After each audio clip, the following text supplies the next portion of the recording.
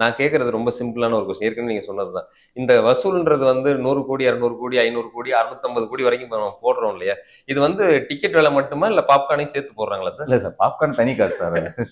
இல்ல ஏன்னா பாப்கார்ன் நீங்க வந்து பாப்கார்ன் PVR வந்து 2023 சேல்ஸ் வேல்யூ போட்டிருந்தாங்க சமீபத்துல, நெட்ல தான் பார்த்தேன். அதாவது கிட்டத்தட்ட 4500 கோடி ஏதோ சம்திங்.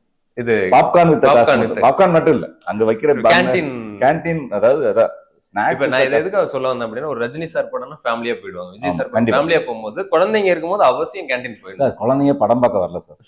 நம்பர் 1 குழந்தைங்க படம் பார்க்க வரல. ஏன் நாங்க எங்க வீட்டு குழந்தைகளோட போறப்பவே என்னன்னா அப்பா அப்படிங்குங்க.